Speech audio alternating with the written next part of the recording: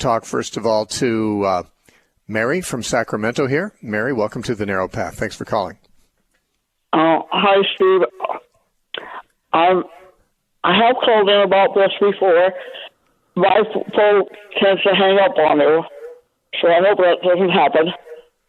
I'm looking at Philippians chapter 3, verses 10 and 11. Can you explain what that means and the relationship of the two verses to each other? The relationship of the two verses to each other? Okay. Yes. Okay. Yeah, thank you for your call. Paul said that I may know him and the power of his resurrection and the fellowship of his sufferings, being conformed to his death, if by any means I may attain to the resurrection from the dead.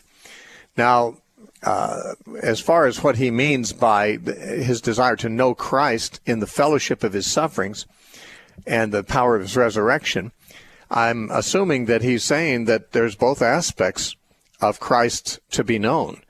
Christ went through intense sufferings, and he also has been vindicated and empowered by his resurrection. And his resurrection is that by which we experience a spiritual resurrection of rebirth. And so we experience his resurrection power, but we also, Paul says, must also experience suffering.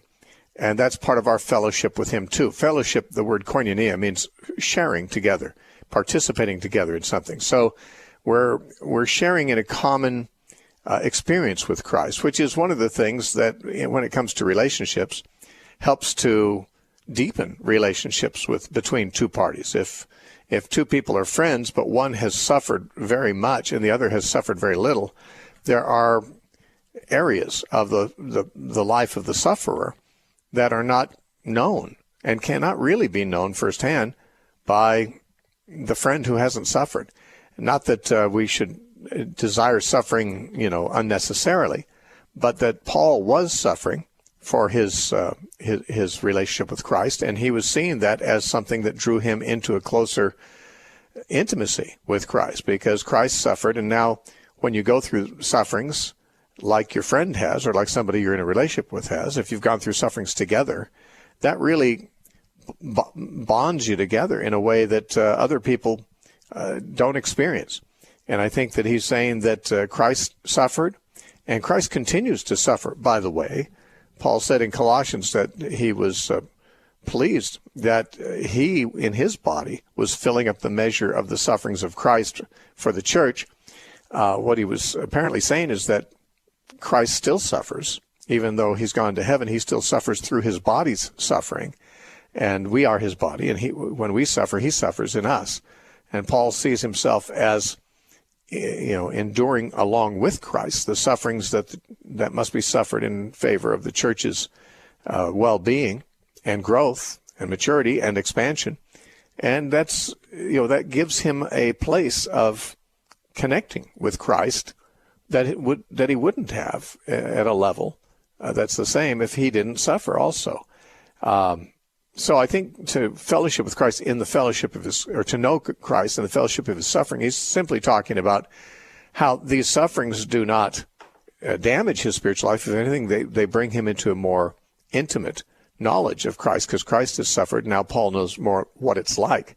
The power of the resurrection, I think he's talking about the general supernatural nature of the Christian life, where Christ in us, the resurrected Christ in us, gives us the power over temptation when we are trusting in him, and just working supernaturally in our lives. That he wants to know Christ in this supernatural respect, not just in an academic respect. I think a lot of people are content just to know what the doctrines are of Christianity, and may even mistakenly think that that's what it is to be a Christian, is to approve the doctrines. Paul assumes that being a real Christian means you've had a transformation supernaturally called regeneration. And this is the power of Christ's resurrection at work in us. So we have an inward new heart given to us. We have inward work in us to will and to do of his good pleasure. These all exist in us because of Christ's resurrection, and they are the resurrection power of Christ at work in us, transforming us. And then, of course, so Paul sees knowing Christ as having multiple dimensions. A person might know Christ, or we might say know a lot about Christ from reading the Bible, but knowing Christ experientially involves this inward power of Christ transforming us into his likeness more and more, and us going through suffering so that we share in that aspect of Christ's experience as well. Now, he says, if by any means I may attain to the resurrection from the dead. This is an interesting statement because the Bible teaches that everybody's going to rise from the dead. So Paul must mean the resurrection of the righteous. I mean, it goes without saying that he wants to rise with the righteous, not with the wicked. So he's suggesting that I want to be qualified when Jesus comes to be raised with the righteous. And since I expect to be raised with the righteous, I can endure suffering in this present life because there's a life of glorification in the resurrection later on when Christ raises the righteous. So it's my desire to qualify for that that makes me welcome the sufferings of this present time. Paul did not assume that just because he had been converted on the road to Damascus, that there was nothing that could happen to prevent his being part of the righteous. Because Paul did not believe, as many Christians do today, in an unconditional eternal security. Paul believed that, you have to live with Christ. You have to walk with Christ. You have to have a life connected with Christ in order to be a Christian. And though some people connect with Christ at some point earlier in their life, they sometimes neglect that or give it up later on. And he's, especially under suffering, when people are being tortured or suffering for their faith, that's a temptation to them to depart from the faith. And Paul was going through that kind of suffering, and he was saying, I'm not going to give up. I'm not going to give up on this. It's like what he said in 1 Corinthians 9, when he said in verse 26 and 27, this is the last two verses of 1 Corinthians 9, Paul said, therefore I run thus. He's talking about running in a race, comparing himself to an athlete, not with uncertainty. Thus I fight, not as one who beats the air, but I discipline my body and bring it into subjection, lest when I have preached to others, I myself should become disqualified. So he's saying, I have preached to others, but I don't want a time to come when I myself would be disqualified. And by the way, the word he uses there in the Greek is the same word you find in Romans chapter 1, which is translated reprobate, where you find the word reprobate in Romans 1, that God gives them over to a reprobate mind. That's the same Greek word Paul uses to speak of what he doesn't want to become in the last line of 1 Corinthians 9. So Paul sees that just having a resume of having served Christ for many years is not all that matters. He needs to continue to serve Christ. He needs to deepen his walk with God. He needs to know Christ, and he needs to keep that up in the face of sufferings and challenges and things that would tempt him to back down, because he doesn't want to lose that. He wants to qualify to be part of the resurrection of the righteous. Now, qualifying, Paul's the one who talks that way. That kind of talk bothers some Christians because, they'll say, well, you're making it sound like you have to earn it. Well, whatever it sounds like, I don't know. But Paul says these words. If what Paul says sounds like something different than what your doctrines say, well, then maybe he's not saying what he sounds like, or else maybe whatever your doctrines are may need to be adjusted to what Paul's were, because Paul's were correct, of course. But in any case, the Bible does indicate that we have to persevere and we have to remain and abide in him. That's what Jesus said. And doing so will guarantee us a part of the resurrection of the righteous. But Paul doesn't assume that just because he's a Christian now, or even just because he has preached to others in the past, that necessarily means he's going to qualify. He has to continue, as all Christians do. He has to abide in Christ and make sure that he doesn't fall away and fail Christ in any way. All right, let's talk to Dylan in Beaverton, Oregon. Dylan, welcome to The Narrow Path. Thanks for calling. Oops, I hit the button, but he disappeared. I'm sorry. I don't know what happened there. Dylan, if that was my mistake, then call back. If you just got cold feet, then that's another story. Jeffrey from San Francisco. Been hearing from him every day this week. Hi, Jeffrey. Yes, Steve, it's Easter week, so if you don't mind me calling in every day. Well, it seems like you got cut off yesterday accidentally. You had two questions. We got one of them out, Right. and then before we got the second one, somehow we got messed up. Yeah. Go ahead. I hear an echo, though. I'm not hearing the echo, so go ahead. I don't know if the listeners are hearing it. Okay. Well, it's not the question I was going to ask yesterday. I'll ask you this. Steve, what was going to ask? Remember Woodstock? Sure. Did you or your wife have a chance to attend the festival?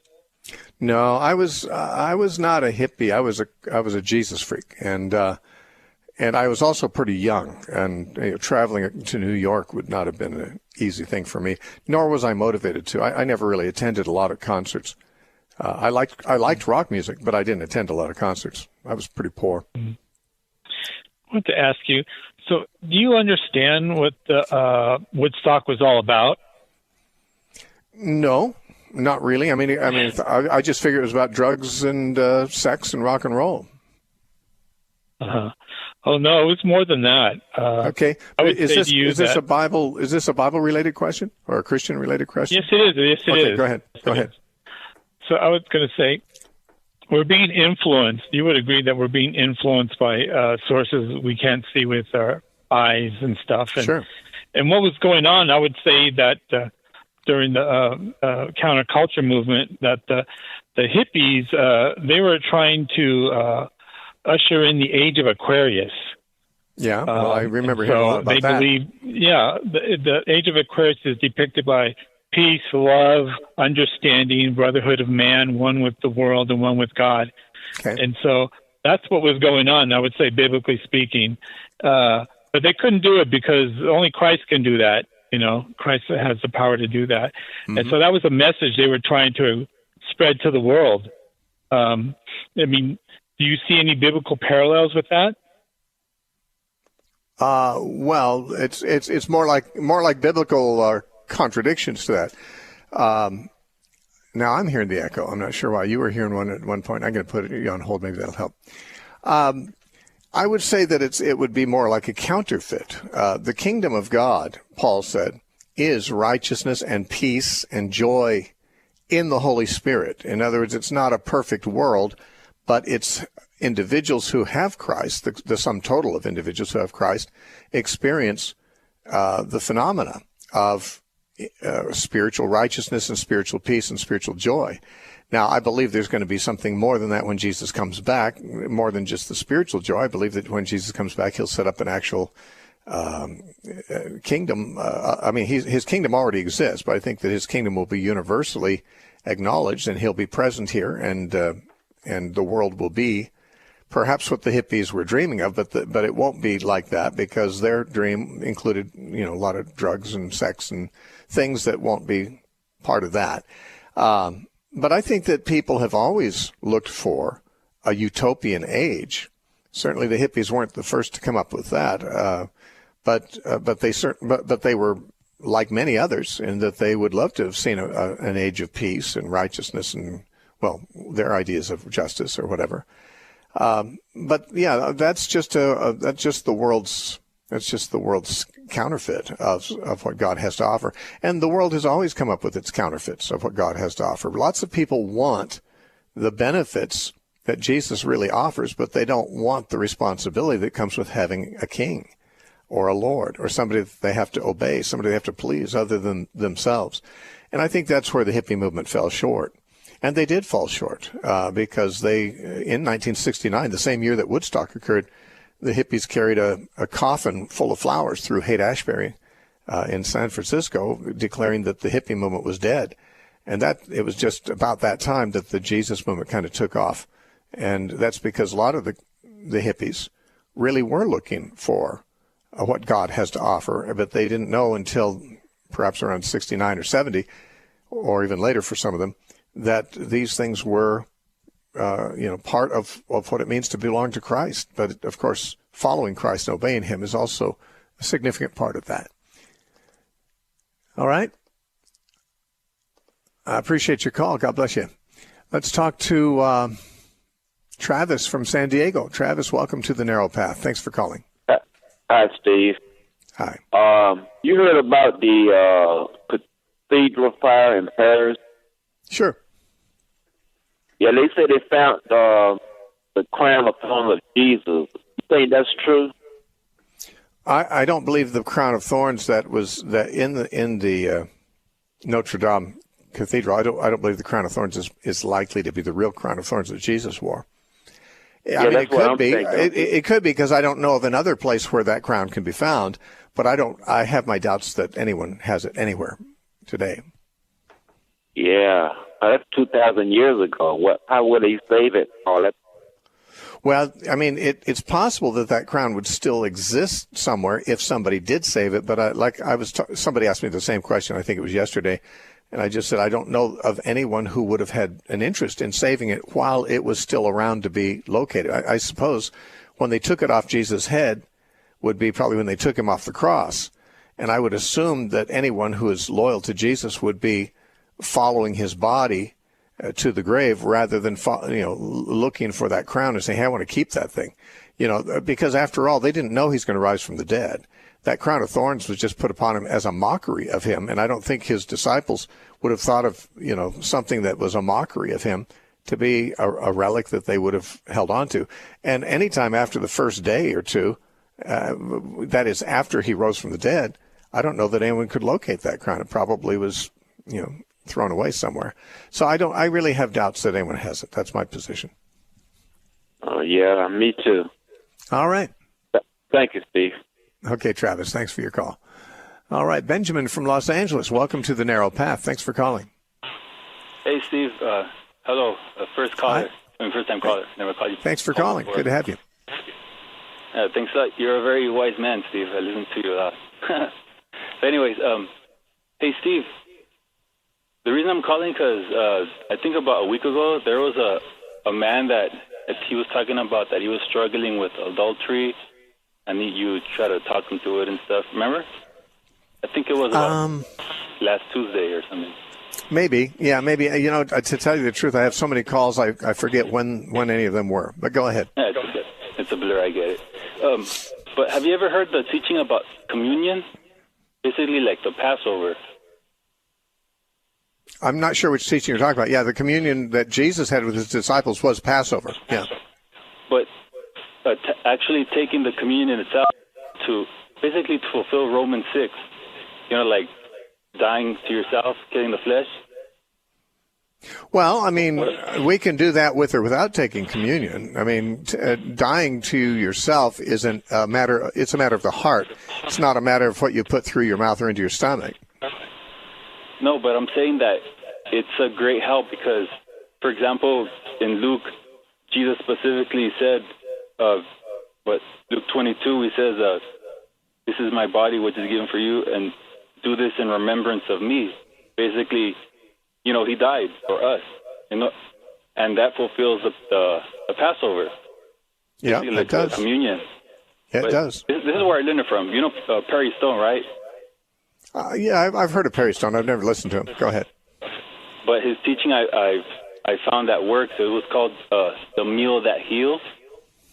Basically, to get to the point, how people take prescription or basically people take things in order to feel better.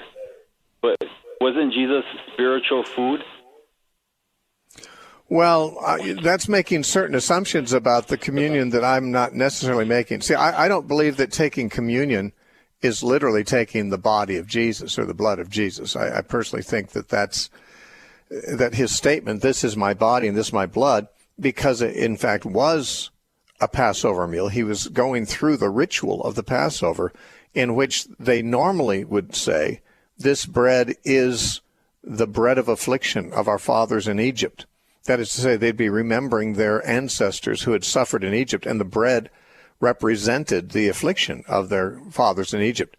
Now, Jesus simply changed it and said, he didn't say this bread is the bread of affliction of our fathers in Egypt. He said, this bread is my body and my affliction, for you. My body's broken for you. So he's saying from now on, whenever you eat this, instead of remembering what happened in Egypt, you remember me and what happened when I, died on the cross for you, is what he's basically saying. So he's saying that just as the communion meal, or the Passover meal that they were taking and had always taken all their lives, and the Jews had taken it for hundreds of years every year, it was a memorial of salvation. God had saved them from Egypt, 1,400 years earlier, and they remembered it with this meal. And the things they ate in the meal were represented symbolically, things that reminded them of that original Passover. Now, Jesus is basically, you're right, fulfilling the Passover and saying, from now on, when you eat it, you remember me. Do it in remembrance of me. And when he said, this bread is my body, he's not making a statement that the bread was turning into his body any more than in the regular ritual when they said, this bread is the bread of affliction of our fathers. They weren't saying that something was magically happening to the bread and it's turning into something else. Instead of being a current loaf of bread, now it's a loaf of bread that belongs to a period 1,400 years ago. It's just the language of symbolism. And so I don't think there's any suggestion that it was, his actual body that they were eating. And by the way, the disciples didn't think so either. I mean, they would have understood this, as I'm saying, because they were familiar with the Passover ritual, and they knew that the language was used that way. And if Peter, for example, probably if any of the disciples had really believed Jesus was saying, now when you eat this bread, you're really eating my flesh and you're drinking my blood, they would have been repulsed. First of all, Jews don't eat human flesh. They're not cannibals, and they don't drink blood. And therefore, if they thought that he was saying, this cup really is my blood, drink it, this bread really is my body, eat it, they would have revolted against it. And we know this because we know how Peter was when later on in Acts chapter 10, when Jesus actually told Peter to eat unclean animals. He said, not so, Lord, I've never eaten anything unclean. I'm not going to do that. So, it'd be much more offensive to Peter to eat human flesh and drink human blood. He would have said something if he thought Jesus meant something like that. Of course, he knew that Jesus didn't. There's nothing in the Bible that would suggest at all that the elements turn into the body and blood of Jesus. And by the way, there's no teaching in the Scripture that says that if you take communion, it will heal you either physically or spiritually. There's actually nothing in the Bible that teaches that communion has any impact on your spiritual life other than to remind you of Jesus' death and resurrection. Which, by the way, other things can remind you of that too. You can remember his death and resurrection just as you're sitting here listening to the radio. You don't need to take communion in order to remember it. But Jesus said, when you do eat this meal, make sure you're now remembering me instead of course, what you used to remember when you took this meal, which was the Exodus from Egypt. So I'm seeing the whole picture somewhat differently than you are. But I appreciate your sharing, and I'm glad I got a chance to address it. Now, we have people waiting, and we have another half hour ahead, but we do have a break coming up here in just a few seconds. So instead of taking a caller and then having to interrupt with the break in a few seconds, I'll just wait and take a caller after the break. You're listening to the Narrow Path radio broadcast. We're on for an hour every weekday, and we're at the half-hour point now. We're going to have another half hour if you just stay tuned. The Narrow Path is a listener-supported ministry. We're on quite a lot of radio stations, and they all charge a lot of money. Well, some of them are giving us a pretty good break, but actually we're paying a lot of money to radio stations. And we don't sell anything, don't have commercials, don't have sponsors. So we stay on the air just as people who listen and would like to keep listening someday in the future. Maybe they want to support it. If you'd like to, you can write to us at The Narrow Path, P.O. Box 1730. Temecula, California, 92593. That's The Narrow Path, P.O. Box 1730, Temecula, California, 92593. Now, you can also donate from the website, but if you haven't found the website, realize that you don't have to donate there. Everything there is free, and there's hundreds of resources at our website, all of them free. You should check that out if you have not. That's thenarrowpath.com. Stay tuned for 30 seconds, and we'll be right back for another half hour. Small is the gate and narrow is the path that leads to life. Welcome to The Narrow Path with Steve Gregg. Steve has nothing to sell you, but everything to give you. When today's radio show is over, we invite you to study, learn, and enjoy by visiting thenarrowpath.com, where you'll find free topical audio teachings, blog articles, verse-by-verse teachings, and archives of all the Narrow Path radio shows. We thank you for supporting the listener-supported Narrow Path with Steve Gregg. Remember, thenarrowpath.com.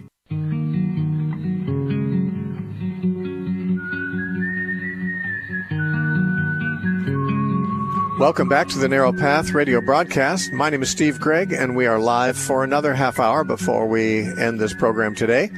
We are taking your calls. If you have questions about the Bible or the Christian faith, feel free to call this number, 844-484-5737.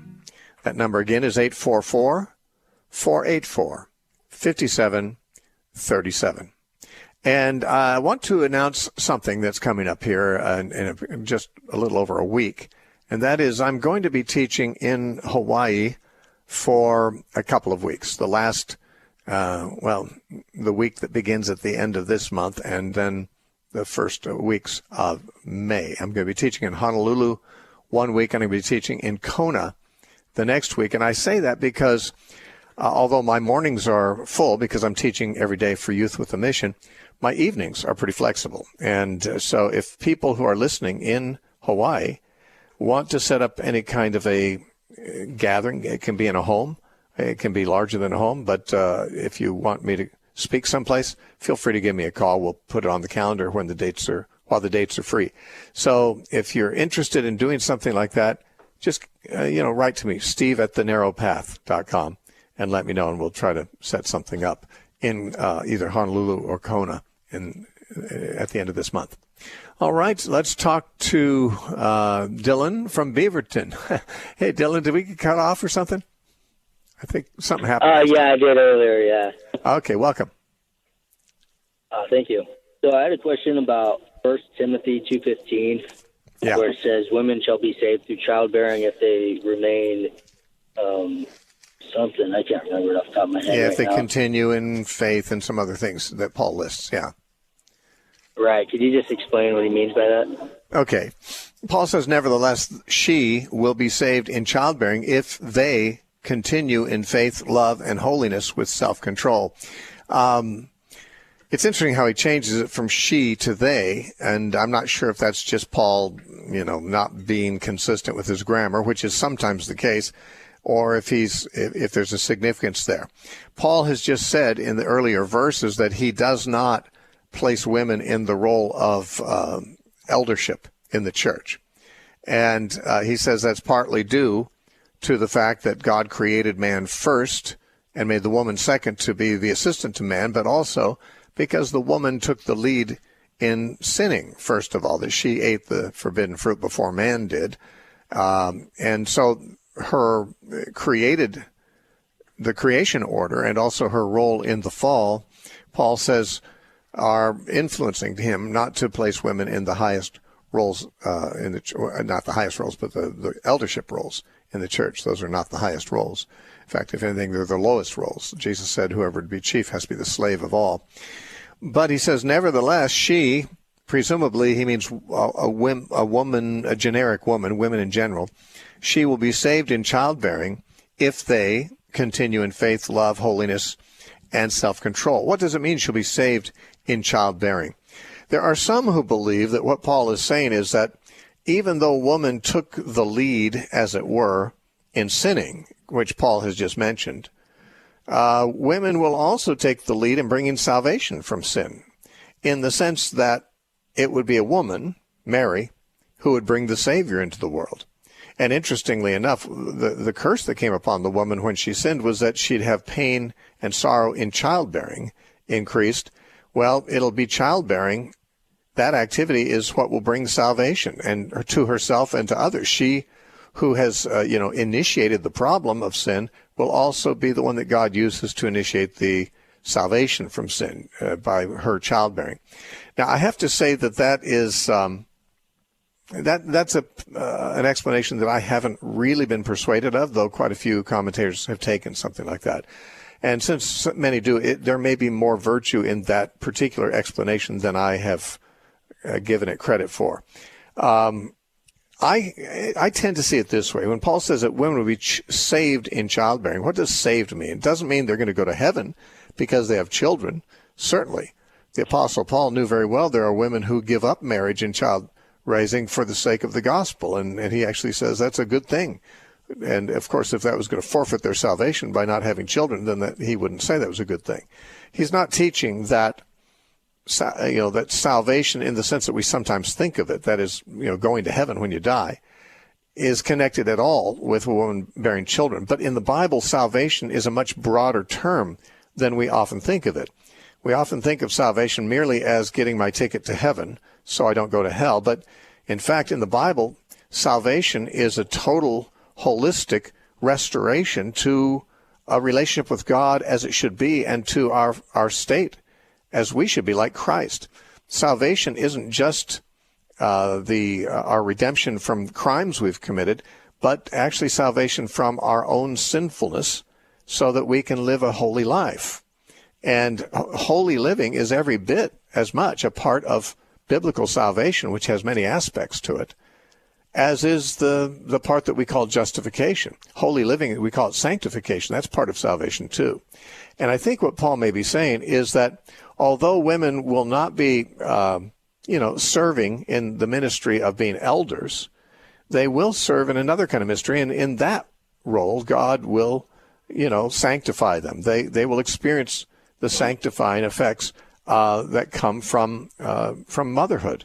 Now, let me just say that in the next chapter, or 2 chapters over, at chapter 4, Paul said to Timothy himself, verse 16, he said, "Take heed to yourself and to the doctrine, continue in them, for in doing so, you will save both yourself and those who hear you." He's saying that if Timothy continues to teach good doctrine and continues in the ministry that God's given him of doing this, he will, in a sense, save himself and those who hear him. Now, it sounds to me like he's talking about Timothy working out his own salvation through fulfilling the calling that God has given him. And I think that may be what Paul means 2 chapters earlier when he says that women will be saved in the role of motherhood, because that's the role that most women have. Not all women do, and he's not saying that every woman has to. In fact, he says what they have to do is to continue in faith, love, holiness, and self-control. That's what really he's referring to as the condition for their salvation. But the saved in the process of childbearing and child rearing, I think, is implied by that, because when you have children, you have to raise them. So I think he's saying motherhood. I think he's saying that most women, their calling in God is with reference to motherhood, to bearing and rearing children. And this is something that as they continue in it, along with their faith and love and holiness and self-control, that they will experience the sanctifying that is involved in salvation. Now, some women have told me this very thing about themselves. I don't know this from my own experience. Obviously, I've never had children. That is, I've never been a mother. I've had children. I'm the father of 5 children, but I never gave birth to children. But many women have told me that before they actually had children, they were very self-centered people, and that they cared about little else but themselves, which is, of course, what sin is and what we need to be delivered from. But they have told me that in having children, it's the first time they actually cared about something more than themselves, and in laying down their lives sacrificially for, a child that they'd born, they learned how to be sacrificially loving, which is exactly what sanctification desires of us and does for us. It makes us more like Christ, more sacrificial, more loving, and less selfish. Well, many women, not all certainly, but many women have found that as they continued in faith and love and holiness and self-control and in the role of motherhood, that it's that very role of motherhood that was the mechanism that God used to teach them to be unselfish and to be more like Christ. And so maybe that's the right answer. I don't know. I mean, Paul's statement is somewhat ambiguous, and there are different answers given by different commentators. But I've had a number of women tell me that's how they understood it, and I think that could be right. Yeah, that sounds actually, now that you say it, it makes perfect sense. So thank you. All right, Dylan. Good to hear from you. Thanks for calling. God bless you. All right. Next caller is Daniel from Tacoma, Washington. Daniel, welcome to the Narrow Path. Thanks for calling. Hi. Yesterday. Hello? Yeah. Yeah. Yes. Yesterday you said that double feed of some sort. Luke, I'm sorry. 23, Are you getting an echo? You said that the karma is in the right place, and Jesus did say that today you will be with me in paradise. Yeah. Yet 3 days later, in John 20:17, he tells Mary, "Do not touch me. I did not ascend to my Father yet." So which one is right? Well, they're both right. Jesus and the thief were in paradise that day, I believe. And yet when he rose from the dead, he had yet to ascend to the Father, as we know, because it was 40 days later we read he actually ascended physically to his Father. To say that he was in paradise the day he died is not telling us where his physical presence was, obviously. I mean, I believe the Bible teaches that when we die, our physical bodies are in the grave on earth, but our spirits have another place that we go. And I think that that's what he's referring to when he talks to this thief. You'll be with me in paradise doesn't mean that you and I will physically ascend up into heaven. But when he told Mary, do not cling to me, for I've not yet ascended to my Father. Actually, he says, I have yet to ascend to my Father. It means he's going to still go away again. She thinks he's back for good. She finds him after he's risen from the dead. She's all excited. She's hanging on to him. He says, don't cling to me. I know some translations say, don't touch me. The word in the Greek is, I believe, hapto, which means to touch or to cling to. And most modern translations would agree. He's saying, don't cling to me because I'm still going away again. I have yet to ascend to my Father. And in that statement, he's referring to physically ascending like he did in Acts chapter 1. Okay. Thank you. All right. God bless you. Thanks for your call. Okay. Let's talk to Dale from Sacramento. Dale, good to hear from you. Welcome to the Narrow Path. Hello there again. Yeah. Steve? Yes, sir. The question I have was, you were talking earlier about the Jesus movement, and so that reminded me of Larry Norman, who had a famous song called If I We Wish All We'd All Been Been Ready. Ready. Mm-hmm. Yeah, but I always assumed that the ones that were left behind were the ones that were not ready. So, but I heard a preacher yesterday on KFIA say that Larry Norman actually was in wrong interpretation, and that the people that were left behind were the people that were taken up were the unbelievers. The people that were left behind were the believers. Well, I don't know who the preacher was, but let me just clarify. I believe Larry Norman was mistaken, as were many of us back then. I knew Larry. In fact, he and I, over dinner shortly before he died, we were talking about that song. And he was saying, a lot of people say I was teaching a pre-trib rapture, but he says I wasn't really making it clear. I think he was trying to distance himself from it. He certainly was in the song. He did present a pre-trib rapture view. And, back when he wrote the song, I was teaching a pre-trib rapture view, and so were all the teachers I knew. So I can't fault him for having held that view. I even wrote a song when I was in my band that was a pre-trib rapture song, too. It was kind of commonplace in the 70s, and Larry wrote that probably in 69. But it was very commonplace in the early 70s for Christian music to refer to the rapture coming up real soon and the pre-trib, because that's the teaching we were all under. The Calvary Chapel movement was really strong on the pre-trib rapture. Hal Lindsey and his books and other writers were strong in it. So Larry and many others did believe in a pre-trib rapture. I'm not clear when I talked to him again over dinner that time whether he had what his view had become, but he was saying that he was kind of denying that his song was really advocating that view. In any case, I would agree with those who say that Larry is mistaken. And in saying so, I would say I was mistaken too, because I thought the same thing he did, but now I think otherwise. Now, to say that those who are taken up are the lost is not really true. The Bible doesn't talk about anyone being taken up. In the passage that's relevant to it, it's in Matthew 24 and also in the parallel in Luke 17. What Jesus said is, but as it was in the days of Noah, this is verse 37, Matthew 24:37. As it was in the days of Noah, so also will the coming of the Son of Man be.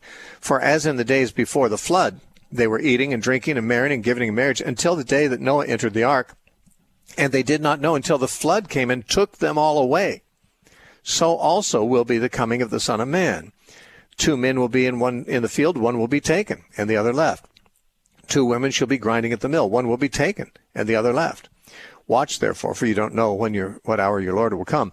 So Jesus said, when he comes, it'll be like the days of Noah. What happened then? Noah and his family entered into the safety of the ark, and the flood came and took the rest of them away.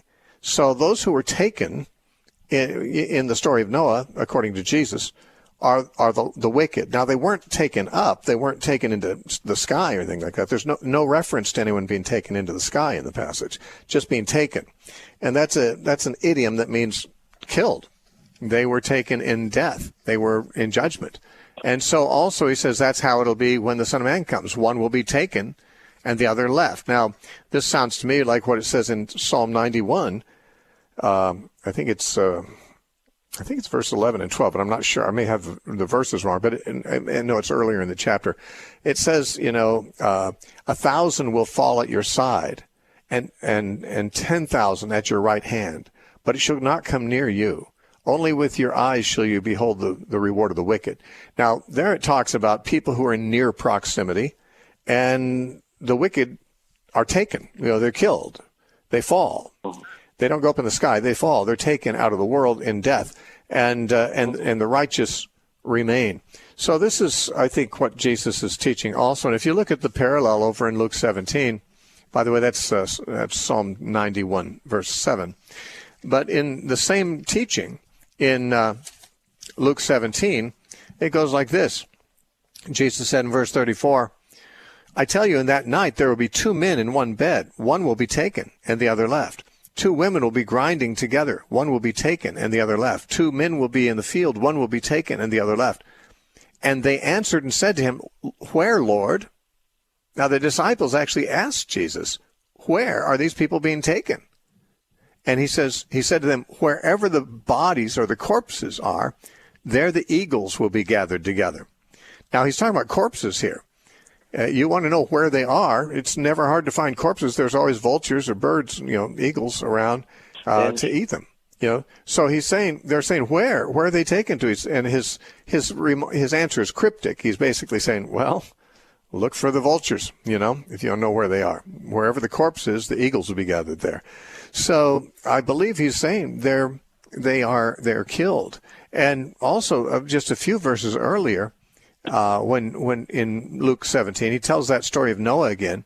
And it says, as the days of Noah, so shall be the days of the Son of Man. They ate, they drank, they married wives, they were given in marriage until the day that Noah entered the ark, and the flood came and destroyed them all. It says in Luke 17:27, the flood came and destroyed them. The parallel in Matthew 24 is the flood came and took them. So being taken is being destroyed. It's not a reference to the rapture. Okay. Thank you very much. I appreciate that. Okay, Dale. God bless you. I appreciate your call today. Let's see how much time we got. We can take some more calls here. Deborah from Seattle, Washington. Welcome to the Narrow Path. Thanks for calling. Thank you very much, Steve. Yeah, so my question is, in your opinion, what's the difference between, if I don't believe the Calvinistic doctrine, but I believe in Arminianism, what's the difference? Like if I've been going to this church in Seattle, and I found out, that predominantly they're Calvinistic, but I talked to them, and they said, well, it's fine with us, I mean, you can be part of our church. They just don't want me to be divisive, which is fine with me. But I like the church. I like the people. I like their activities. So my question is, does it make any difference in my Christian day-to-day living whether I'm attending a Calvinist church, in your opinion? And if there is a big difference, then I was wondering if there's some way, maybe through email, that there might be some people in Seattle that know of a good Bible-believing church that they could suggest. So that's it. Thank you. Okay, sure. Well, I don't think there's anything wrong with going to a Calvinistic church, though I also am not a Calvinist. I'm an Arminian, but, if they're not making an issue of it, sounds like that church is not making an issue of it. They say, well, it doesn't bother us as long as you're not divisive. I think that's the right attitude. I mean, every church is either going to lean toward Calvinism or Arminianism, and whatever one they lean toward, if their attitude is, well, you can disagree with us as long as you're not divisive. And that's assuming that they're not planning to be divisive either, of course. I mean, if you go to a church and every time they give a sermon, they're pushing for Calvinist ideas, specifically Calvinist ideas, then you probably will find yourself a bit frustrated because you're not going to agree with them. And you might want to find a church that you agree somewhat more with on those things, though there's nothing wrong with continuing to be there.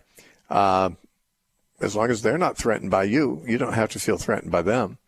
And as far as how your Christian life will go, your Christian life will hardly ever be determined by where you're going to church on Sunday. It's amazing how many people define their Christianity as their church affiliation, but really going to church on Sunday doesn't affect anything in a person's life who isn't living for Jesus throughout the whole week. And, for example, if somebody isn't living for Jesus through the whole week, going to church on Sunday isn't going to make a Christian out of them unless they repent and start living for Jesus as a result of that. But going to church doesn't give you any brownie points with God, and it doesn't necessarily dictate what kind of life you're going to live. However, if you go to a church that teaches well and you get good biblical instruction, that will help inform your Christian life during the week, and that's a good thing. But if your church doesn't do that, your own studies can inform your Christian life, and you can live for Jesus very nicely. The main thing I look for in a church is not whether they agree with any of my doctrines on those kinds of things, but would be whether they are people who exhibit the fruit of the Spirit. Are they loving? If they're showing love, that's what Jesus said is the mark of a disciple. If they're not showing love, then there's no reason to believe they are disciples. That's what Jesus said. By this, all men will know that you're my disciples if you love one another. So in a church where they're not exhibiting very much love, I would say they're not giving really any evidence that they're Christians. They have maybe preach Christian doctrine, but that doesn't mean they're Christians. Lots of people who believe Christian doctrines have never been converted. So I don't think there's anything dangerous about going to a church like that. It sounds like, from what they told you, sounds like they have a good attitude. I hope they do.